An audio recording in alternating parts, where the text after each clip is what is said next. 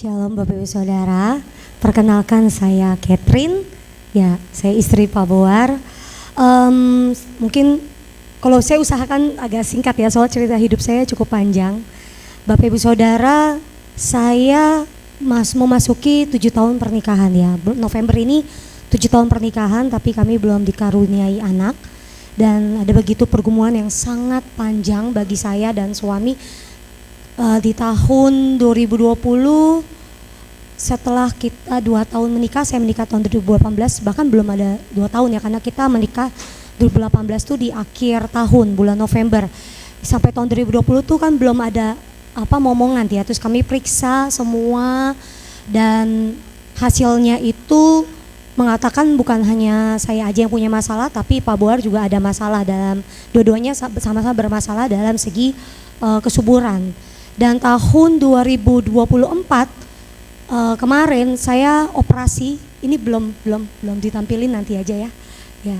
Tahun 2024 saya operasi karena ketahuan ada kista endometriosis.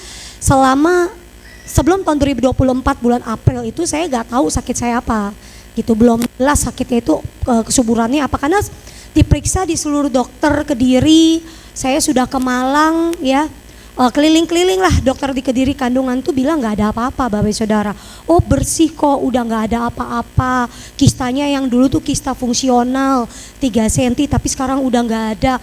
Tapi kok susah ya, kita juga udah sama-sama berobat lah intinya segala macam. Cuman saya tuh setiap haid itu sakit banget luar biasa. Semakin bertambah usia itu makin luar biasa, sampai saya nggak bisa ngapa-ngapain Bapak Saudara. Buang air kecil, buang air besar juga sakit banget. Itu kalau udah waktunya masuk dalam masa subur lebih parah lagi. Jadi nggak ada jeda dalam hidup saya nggak merasakan sakit. Setiap hari saya harus minum painkiller yang sifatnya ada kandungan psikotropika ya, kandungan narkotikanya, tapi itu juga nggak menghilangkan rasa sakit. Akhirnya saya mulai curiga tahun 2024 kok dari 2020 berobat, cek gak ada apa-apa tapi kok sakit gitu ya. Terus kami ke dokter fertilitas yang ada di Malang Bapak Ibu Saudara, yang gak ke dokter kandungan yang biasa objin lagi, karena udah 6 tahun belum punya momongan, jadi disarankan udah langsung aja ke fertilitas. Itu pun inisiatif saya sih sebenarnya. Dokter Kediri enggak, tunggu aja. Saya udah dalam satu sisi udah gak tahan lagi karena emang sakit banget Bapak Ibu Saudara ya. Kemudian tahun 2024 itu dokter menyarankan untuk saya melaksanakan CT scan. Dia bilang saya curiga ibu kena endometriosis, sebuah kista yang membentuk lesi atau jaringan parut di sekitar ovarium dan merusak sel telur dan merusak semua sekitar rahim. Ya jadi kalau kista biasa itu kayak kantong air, tapi kista saya ini luka kecil-kecil gitu kayak koreng, tapi dia menyebar. Itu naik sampai ke uterus dan naik sampai ke pencernaan, bisa kemana-mana Bapak Ibu Saudara, dan ternyata saya udah di fase itu Bapak Ibu Saudara. Ya kemudian kata dokter kita CT scan aja untuk lihat, meskipun ini hasilnya 50-50 ya, bisa kelihatan endometriosisnya kista coklat ini atau enggak. Itu kita berdoa aja sama-sama, karena untuk jenis kista ini Bapak Ibu Saudara hanya bisa dideteksi melalui bedah, dibelek dulu kandungannya, baru bisa kelihatan, baru bisa dibersihkan seperti itu. Dan akhirnya saya berdoa, Tuhan tolong Tuhan, karena saya udah 6 tahun keliling gak pernah kelihatan. Pantes gak kelihatan karena kata dok ya pantes 6 tahun keliling gak bisa kelihatan USG biasa, USG transvaginal yang biasa tuh gak bisa ya, lewat USG di perut biasa tuh juga gak bisa. Penyakit ini hanya bisa dilihat melalui bedah. Dan akhirnya pas CT scan saya berdoa, Tuhan tolong Tuhan, kalau memang ini sakitnya saya mau tuntas semuanya, karena saya udah gak kuat lagi. Jadi dokter pun meng-ACC kalau memang harus dioperasi untuk mengatasi rasa nyeri itu, karena keluhannya adalah nyeri setiap waktu. Nyerinya itu bukan cuma di sakit area perut, tapi sampai ke kaki Bapak Saudara. Jadi saya benar-benar kesakitan luar biasa. Dan akhirnya pas CT scan keluar, itu benar-benar puji Tuhan ya, kelihatan semua hasilnya. Kista endometriosisnya di kanan dan kiri sebesar 1 cm. Dokter bilang yaudah kita laksanakan operasi Bapak Saudara. Dan setelah dioperasi ternyata ukurannya bukan 1 cm tapi 5 cm. Ovarium saya nyaris diambil karena ovarium itu besarnya hanya sebesar biji almond, Jadi 5 cm itu diameter 5 cm udah cukup besar. Tapi kata dokter, it's okay, nggak apa-apa. Ini saya angkat kistanya, nggak perlu angkat ovariumnya. Tapi dia tidak bisa membersihkan semua lesi-lesi itu, Bapak Saudara. Kalau diambil semuanya, sel telur saya yang baik juga ikut terambil. Sementara saya udah usia kepala 3, yang dimana sel telur berkurang. Dan kemudian saya operasi, puji Tuhan berjalan dengan baik. Kemudian saya kontrol lagi dan kontrol lagi. Masih sakit, Bapak Saudara, karena memang nggak diangkat semuanya. Kalau mau bersihin semuanya resikonya lebih besar, saya akan tambah susah hamil lagi. Kemudian kami kontrol ke fertilitas yang ahli fertilitas khusus penyakit ini di Jakarta, Bapak Saudara. Dapat suggest lagi ke Jakarta dan dokter cuma nanya, ini simple banget ngeliat kasus saya. Dia bilang, kamu mau sembuh nggak? Iya dok, iya pasti saya mau sembuh lah dok, masa saya nggak mau sembuh. Cuma ada satu pilihan, kamu harus angkat rahim, karena ini nggak mungkin, dia bilang kayak gitu. Di situ pas saya dibilang angkat rahim itu agak sebenarnya sih bukan ketakutan yang kayak jadi kaget banget gitu, enggak, karena udah berapa dokter sebenarnya juga menyarankan itu, karena penyakit ini hanya bisa disembuhkan ketika diangkat semua rahimnya gitu. Kalaupun kamu mau punya anak, kamu harus bayi tabung, itu pun 50-50, dia bilang seperti itu, karena kegagalan bayi tabung itu lebih banyak ya, sekitar 80% dibandingkan berhasilnya. Tapi saya memilih untuk tetap mempertahankan rahim saya. Saya keluar dari dokter pada saat itu, ada satu keyakinan dalam hati saya, enggak, Tuhan pasti punya rancangan yang besar dalam hidup saya tetap mau melayani Tuhan, saya enggak akan putus asa.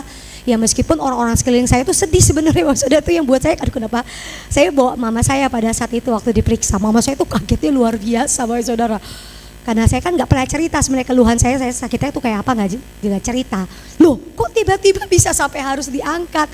Saya keluar dari ruangan itu, mama saya tuh kayak sedih, jalan nepuk-nepuk gini, gak apa-apa ya nak, diangkat aja biar sembuh gitu, gak usah punya anak, mama saya bilang gitu sama saya.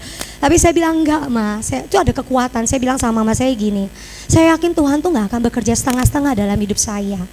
Kalaupun ya Tuhan gak kasih aku anak, itu bukan persoalan utama, karena tujuan pernikahan kami, kembali lagi kami berkomitmen bahwa tujuan pernikahan kami bukanlah anak, Bapak Saudara, tapi bagaimana kami bisa sama-sama melayani Tuhan. Meskipun bukan bilang munafik banget sih gak mau punya anak, bukan, ada harapan, tapi itu tidak membuat kami menjadi kecewa. Seperti itulah Bapak Saudara. Saya bilang sama saya seperti ini, mah Tuhan tuh gak akan kerja setengah-setengah buat saya. Kalau Tuhan, saya yakin Tuhan pasti akan sembuhkan penyakit saya, dan ketika saya sembuh Tuhan pasti juga berkati kasih anak sama saya. Saya gak mau putus asa karena keadaan ini menghantui dan menghambat saya di dalam pelayanan, Bapak Ibu Saudara.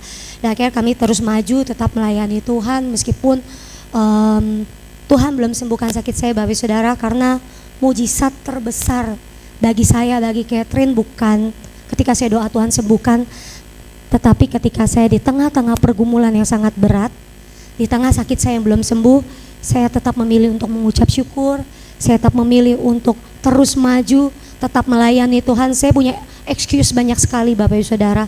Kalau mau dibilang saya nggak usah pelayanan dulu, vakum, itu sangat bisa. Bapak Gembala suami saya dan koordinator ibadah pasti juga akan kasih izin, tetapi saya nggak mau mundur dari dalam pelayanan, Bapak Ibu Saudara. Waktu bulan, karena penyakit saya harus minum obat hormon selama 6 bulan untuk menghentikan haid saya, Bapak Ibu Saudara. Untuk perempuan yang normal, haid itu bagus supaya menghasilkan sel telur lagi dan subur. Tetapi haid itu adalah malapetaka buat saya. Untuk jenis penyakit saya tidak boleh haid. Kalau saya sampai haid, artinya saya akan membentuk kista yang baru lagi, dan jaringan lesi parut-parut itu akan semakin lebih banyak lagi, menyebar, mungkin akan naik ke usus dan segala macam. Itu akan membuat tambah parah penyakit ini, bisa menimbulkan keganasan, Bapak Ibu Saudara. Jadi saya dikasih obat hormon itu selama 6 bulan untuk menghentikan haid dan disuntik lagi, Bapak Ibu Saudara. Makanya saya ini naik 10 kilo, Bapak Ibu Saudara, karena efek samping dari obat hormon, Bapak Ibu Saudara. Tapi katanya sih bagus ya, Bapak Ibu Saudara, karena saya kecil banget dulunya, kurus, benar-benar kurus, sekitar 43 kilo. Sekarang udah 53 kilo, ya puji Tuhan, bersyukur ya, tambah lebih cantik, Bapak Ibu Saudara. Nah kemudian pasca saya stop karena obat itu nggak boleh diminum berkepanjangan, 6 bulan minum, evaluasi lagi, kemudian bisa diganti lagi obat yang lain dan segala macam. Intinya seumur hidup harus minum obat, Bapak Saudara. Dan kemudian pada saat saya menghentikan obat hormon ini, itu efek sampingnya luar biasa ke tubuh saya, Bapak Saudara. Jadi setelah saya menghentikan obat itu pasca 6 bulan, saya sering haid, muncul haid lagi tentunya, tapi itu haidnya pendarahannya selama 14 hari. 10 hari, jadi gak berhenti-berhenti. Setiap 2 jam saya harus ganti pembalut. Di tengah-tengah kejadian itu pun saya juga, bukan aneh ya Bapak Saudara, saya gumunnya itu gak ada rasa kayak udah kayak terkapar, udah gak usah pelayanan aja, stop. Saya gak ngasih tahu siapa-siapa Bapak Saudara, saya tetap berdiri di mimbar. Meskipun itu darah banyak banget keluar, saya tetap WL, saya tetap pelayanan khotbah, sama-sama keliling bersama suami. Tetap bersuka cita, tetap bersyukur. Di situ Tuhan kasih kekuatan luar biasa. Saya nggak ngerasain sakit sama sekali. Setelah dari pelayanan itu baru kami ke dokternya ya suruh minum obat lagi Bapak Saudara. Tapi kami menjalaninya dengan sukacita Bapak Saudara. Kalau Anda lihat saya hari ini, percayalah Bapak Saudara, bukan berarti saya nggak pernah ngalamin down, juga pernah. Tapi fase itu sudah berlalu Bapak Saudara. Ya, ketika kita betul-betul mengalami Tuhan, terus mengucap syukur, ada satu kekuatan yang muncul dari dalam, itu benar-benar mendorong, memacu saya, ayo maju, jangan putus asa, jangan meratapi kehidupan. Kenapa Bapak Ibu Saudara? Karena kalau saya udah sakit, saya meratapi hidup saya, itu akan tambah parah sakit saya Bapak Ibu Saudara.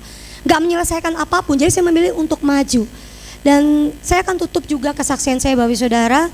Baru berapa minggu yang lalu saya pelayanan bersama dengan Pak Amos, seorang hamba Tuhan yang memang dikaruniai penglihatan. Tahun 2023 itu sebenarnya saya udah dapat penglihatan juga mengenai keluarga saya Bapak Saudara, tentang papa saya, bahwa beliau ini memiliki ikatan perjanjian darah okultisme dengan kuasa gelap karena saya ini orang Ambon. Jadi keturunan itu didapat dari marga, itu harus dijaga banget ya, Marlisa. Saya bermarga Marlisa, dan marga kami ini, keluarga kami ini dikhususkan oleh nenek moyang untuk menjaga pemangku sebuah otoritas dalam negeri adat di Ambon. Jadi harus dilaksanakan perjanjian darah dengan mengikat minum darah nenek moyang, leluhur tua-tua yang ada di sana. Dan papa saya melakukan itu Bapak Saudara. Saya itu baru tahu Bapak Saudara itu berapa minggu yang lalu, waktu saya pelayan lebih tahu lebih detailnya lagi. Jadi sepanjang usia saya hidup itu, saya hanya tahu papa saya itu punya benda pusaka. Memang ada benda pusakanya gitu, dan itu seringkali dia pakai untuk okultisme, untuk hal-hal okultisme lah. Saya nggak perlu jelasin lagi secara detail. Saya hanya tahunya itu ya udah, karena dia yang pegang benda pusakanya, ya itu cuma mengganggu dia aja gitu. Gak mengganggu, gak ada dampaknya sama saya. Seperti saya berpikir seperti itu Bapak Ibu Saudara. Meskipun ada berapa kali ketika saya waktu masih kecil banyak banget kejadian aneh, tapi saya juga gak sadar Bapak Ibu Saudara. Saya ini di antara 3 bersaudara itu adalah anak yang peka dengan alam roh Bapak Ibu Saudara. Waktu saya kecil saya bisa ngelihat makhluk-makhluk halus, ya bukan makhluk halus tuh kan ya, orang yang lemah benar-benar kuntil anak, genderuwo, itu efek samping dari papa saya yang melaksanakan okultisme. Dia kalau ngelakuin ritual juga ya nggak malu-malu, udah di depan kita aja. Nah kemudian pada waktu saya pelayanan berapa minggu lalu di gereja Pak Amos di Madiun, beliau mengingatkan akan penglihatan saya di tahun 2023 waktu papa saya sakit. Itu penyakitnya nggak diketahui penyakitnya apa, 2 minggu kita rawat juga nggak tahu, tapi harus transfusi darah terus Bapak Ibu Saudara. Dan setiap transfusi darah ditambah darahnya, besoknya habis lagi gitu. Tapi dokter nggak nemu, karena usia papa saya itu lansia, 80 tahun pada saat itu. Dicari, mungkin ada pendarahan di ginjal oke, paru-paru oke, semua organ tubuh dia sehat Bapak Ibu Saudara. Sampai dokter itu bingung, ini kenapa ya? Di situ saya mulai ngerasa, apa ada hubungannya ya sama yang dia pegang itu gitu. Terus saya bilang sama papa, saya ngobrol, Pak mau gak papa ngelepasin itu? Wah papa saya marah Bapak Saudara, bener-bener marah, karena saya sebelumnya gak pernah bahas itu. Tapi karena saya dapat mimpi gitu, diingatkan tentang sebuah benda itu yang mengganggu hidup dia pada saat itu, marah. Dia bilang, gak bisa gitu. Kita keluarga udah dijanjikan, kita orang-orang terpilih, marga kita. Wah dia marah banget, saya gak bisa, ini adat. Ya dia anggap itu seperti kita tuh bodoh. Orang tuh kalau dikasih emas, diwariskan emas itu bangga harusnya. Dia bilang seperti itu. Ini tuh seperti itu, warisan yang sangat berharga yang harus kita jaga. Terus siapa yang mau nerusin kalau papa nggak ada? Saya bilang gitu sama papa saya. Terus ya kalian anak-anak, saya nggak mau. Aku bilang gitu. Kalaupun papa mati akan saya bakar itu benda pusaka itu. Nah saya hanya tahu sebatas benda pusaka. Sampai saya ketemu Pak Mot ketika saya pelayanan turun dari mimbar, Pak Amos bilang sama saya nggak pernah cerita Bapak Saudara tentang ini, saya simpen Bapak Saudara, saya sering sharing sama Pak Heru aja soal kejadian ini, dan kami menunggu waktu sampai Papa mau dilepaskan, seperti itu. Lalu ketika kami pelayanan beberapa minggu yang lalu, Pak Amos bilang gini sama saya, kamu itu harusnya udah mati, dia bilang gitu. Ada satu perjanjian diikat oleh papa kamu dari nenek moyang yang saat ini masih mengikat papamu dan berdampak ke anak-anak. Dia bilang seperti itu, ini harus segera diputuskan seperti itu. Kemudian saya langsung ingat, ya benar, saya tahu yang papa saya tuh seperti itu, saya nggak pernah cerita soal itu. Akhirnya singkat cerita saya ke Jakarta, saya ketemu sama, saya nggak ngomong sama papa saya soal Pak Amos katakan itu karena dia pasti akan marah, Saudara. Jadi saya cerita ke mama saya, cerita ke adik saya, cerita ke kembaran saya, yuk kita sama-sama mau ya dilayani. Dan ketika kami ke tempat Pak Amos di Pamulang, dijelaskan, dirunut semua ceritanya dari perjanjian adat dan segala macam, dan itu benar semua Bapak Ibu Saudara. Saya nggak pernah cerita sama Bapak itu, ini begini gini, dan ditanya, ibu pernah keguguran atau tidak? Iya, saya pernah keguguran. Itu tumbal, harusnya anak ibu, saya kembar Bapak Ibu Saudara, seharusnya anak ibu itu udah nggak ada dari bahkan sebelum dia lahir. Dan memang waktu saya lahir saya mati Bapak Ibu Saudara. Ya, dan memang waktu saya lahir saya mati. Dan akhirnya waktu itu mama saya belum percaya Tuhan karena saya orang Thailand, ibu saya orang Thailand asli, WNA asli, penyembah berhala. Pada saat saya lahir saya mati, itu nggak langsung mati Bapak Saudara. Jadi memang udah sekarat karena saya lahir 7 bulan. Ya, saya 7 bulan saya masih di inkubator dalam waktu sebulan kalau nggak salah Bapak Saudara. Mama itu makin lama kami makin lemah dan akhirnya drop, mati Bapak Saudara. Saya mati dan kembaran saya mati.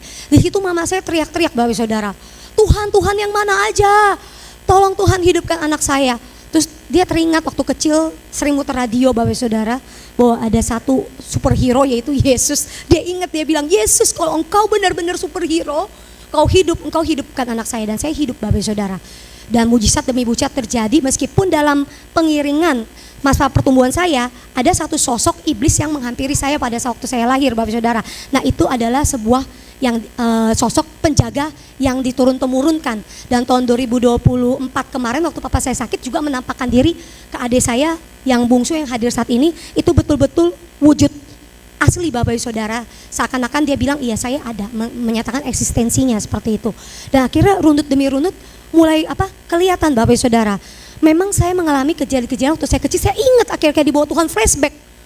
Oh iya, saya ini pernah jatuh dari balkon lantai 2. Saya pernah Bapak Ibu Saudara, gak ada angin, gak ada hujan waktu saya sekarat. Itu waktu saya ada asma umur 6 tahun, dibawa berobat. Di tengah perjalanan itu tiba-tiba waktu dalam mobil papa saya berhenti mau ngisi bensin, ada batu gede Bapak Saudara segini, itu nimpa masuk gak tahu dari mana kok ada ke kepala saya. Itu saya dalam keadaan demam tinggi, udah muntah-muntah, udah sak nafas, kena batu lagi Bapak Ibu Saudara, pendarahan banyak banget Bapak Ibu Saudara. Karena waktu itu mama saya sama papa saya bawa ke tempat yang baru, daerah yang baru, jadi gak tahu rumah sakit itu kita keliling, saya udah kehilangan darah banyak, saya hampir kehilangan kesadaran, dan kata dokter ini 5 menit lagi mati anak ibu, kehabisan darah. Dan kali itu juga Tuhan tolong saya, mujizat demi mujizat, sampai terakhir umur 20 tahun saya juga sakit Bapak Ibu Saudara, gak tahu sakitnya apa, katanya tipes. Ternyata bukan tipes Bapak Ibu Saudara, saya selalu kena penyakit itu yang berkaitan dengan darah lah, itu ya seperti itu gitu loh. Dan akhirnya saya sakit DBD itu 2 minggu, makin drop. Pada saat saya drop banget Bapak Ibu Saudara, dokter udah bilang, karena yang drop itu bukan cuma trombosit saya, hemoglobin, trombosit, leukosit, tekanan darah, sampai saya di kerangkeng gak boleh ngapa-ngapain waktu saya umur 20 tahun. Dan saya ketemu sama roh maut Bapak Ibu Saudara di depan saya sendiri ya. Saya tuh udah kayak bukan orang halu lagi, saya ngomong, ngelihat itu saya histeris Bapak Ibu Saudara, tapi saya tahu itu roh maut Bapak Ibu Saudara. Dia tuh ada datang sekitar, jadi waktu saya tidur itu kayak sewaktu-waktu datang gitu dan segala macam. Saya bilang sama mama saya, Ma tadi ada roh maut, mama saya doa peperangan. Dan sekali lagi pada saat itu Bapak Saudara, Tuhan tolong saya ketika roh maut itu datang di hadapan saya. Dia megang kaki saya Bapak Saudara, saya itu sudah gak bisa nafas, saya udah bener-bener udah kayak gitu. Itu saya umur 20 tahun, saya lihat sendiri Bapak Saudara, terus dalam hati bilang, bangun doa peperangan. Gue gak sanggup lagi, saya bilang gitu sama, saya mau bangunin mama saya, di bawah saya udah gak sanggup gitu. Itu waktu saya umur 20 tahun. Dan lucunya Bapak Saudara, sebelum saya ngalamin kejadian ini, ada seorang perempuan, nanti saya akan bagikan ayatnya. Ada seorang perempuan, itu saya kaget banget Bapak Saudara, sampai saya saat ini mikir juga itu malaikat apa manusia, beneran saya gak tahu. Di tengah-tengah saya drop, dokter bilang udah hands up. Saya sendirian waktu itu di ruangan VIP.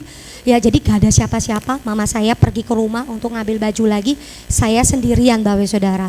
Pada saat saya nangis, saya down sekali Bapak Saudara. Dokter bilang ya mujizat kalau bisa naik lagi, kita tunggu. Memang yang namanya demam berdarah kan tinggal tunggu waktu aja kapan pulihnya Bapak Ibu Saudara. Dan kemudian ketika saya nangis, itu ada seorang perempuan tiba-tiba berdiri Bapak Ibu Saudara. Saya lagi nangis menghadap sini, dia udah ada di samping saya kaget. Terus dia bilang, kamu sedih ya? Kamu takut mati kan? Kamu khawatir kan? Saya ada berita dari Tuhan untuk saya sampaikan sama kamu. Dalam Yeremia 29 ayat 11 ya Bapak Saudara, sebab aku ini mengetahui rancangan-rancangan apa yang ada padaku mengenai kamu, demikianlah firman Tuhan, yaitu rancangan damai sejahtera dan bukan rancangan kecelakaan, untuk memberikan kepadamu hari depan yang penuh harapan. Terus dia doain saya, dia keluar Bapak Saudara. Itu keluarnya berpapasan sama mama saya. Saya tanya sama mama saya, Mama lihat gak tadi ada hamba Tuhan, ada perempuan pendeta? Enggak, Mama gak lihat. Baru sama mama papasan. Enggak, saya yakin itu Tuhan Bapak Ibu Saudara ya. Terus kemudian malamnya jam 2 saya diperhadapkan dengan roh maut itu. Dan saya ada kekuatan, saya bangun, saya tengking, Tuhan aku yakin rancangan yang ada padaku. Saya gak minta sembuh pada saat itu Bapak Saudara. Tuhan tengking damai, enggak. Aku yakin Tuhan rancangan yang ada padaku ada rancangan damai sejahtera. Meskipun saat ini di tengah-tengah kesakitanku yang aku lihat adalah kecelakaan. Saya bilang seperti itu. Dalam nama Yesus, terima kasih Tuhan. Amin. Sebelah saya mati Bapak Saudara, langsung histeris, Mama, ternyata ibunya mati. Saya kaget banget. Berarti tadi saya hampir mau mati, saya mikir gitu Bapak Saudara. Tapi Tuhan selamatkan saya lagi. Saya ingat Bapak Saudara kata Pak Amos, seharusnya dia dari lahir ini udah gak ada. Karena mama saya istri kedua Bapak Saudara, saya teringat lagi dengan istri pertama papa saya. Ya, istri pertama papa saya itu 4 kali anaknya mati Bapak Saudara.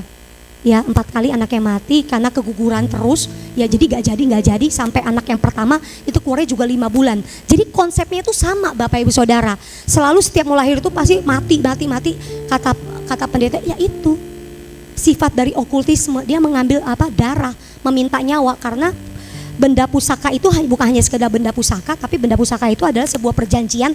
Siapa yang melanggar perjanjian adat ini harus dibunuh, harus adili dengan pedang itu Bapak Saudara. Ini seperti pedang parang Bapak Saudara ya. Jadi parang itu diturunkan kepada papa saya. Selama papa saya pegang, gak pernah dia bunuh orang Bapak Saudara.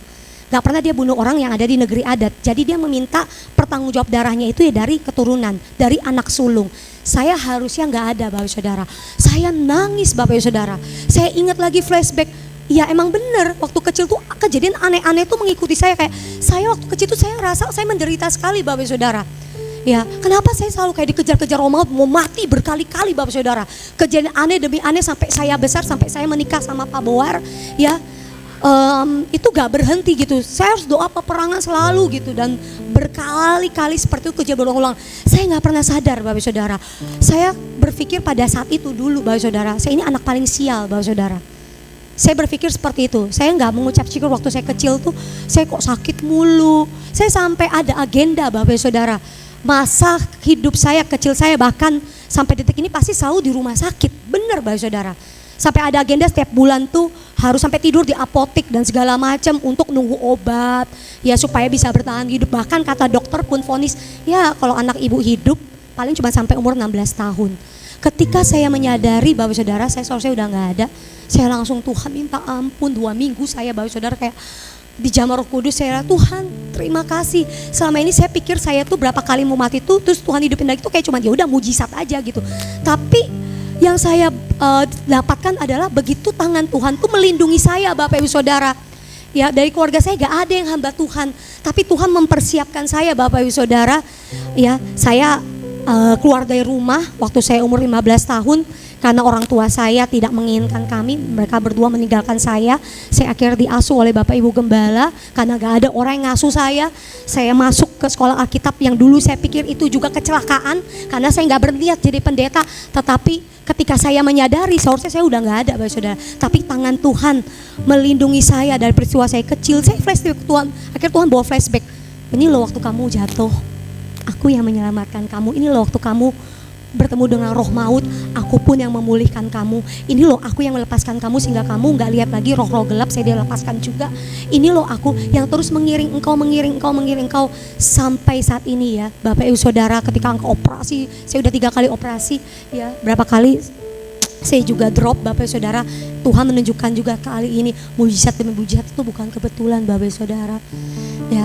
Kalau saya dulu pikir kok saya ini sakit mulu, kok saya ini kok menderita, benar Bapak Saudara, menderita Bapak Saudara ya. Tapi ketika saya menyadari hari ini saya ada tuh benar-benar mujizat luar biasa. Ada tangan Tuhan yang menopang hidup saya Bapak Saudara, yang membuat saya bertahan sampai detik ini, yang membuat saya tuh hidup melayani Tuhan tanpa sebuah ratapan, tanpa sebuah kekecewaan Bapak Saudara. Yang tadi saya rasa saya udah pulih, ya saya gak kecewa lagi sama Tuhan. Tuhan gak kasih saya anak secepat itu Bapak Saudara. Tapi ketika saya menyadari sebuah berita yang disampaikan sama Pak Amos itu, saya makin tambah gila, iya bener ya Tuhan. Berarti yang dulu-dulu kejadian ini itu tuh tangan Tuhan yang saya gak lihat Bapak Ibu Saudara. Saya hanya lihat yang saat ini, tapi yang dulu ternyata Tuhan tuh udah tolong selamatkan saya berkali-kali. Sampai akhirnya suami saya tuh ngirimin video ini Bapak Ibu Saudara. Ya mungkin bisa diputer.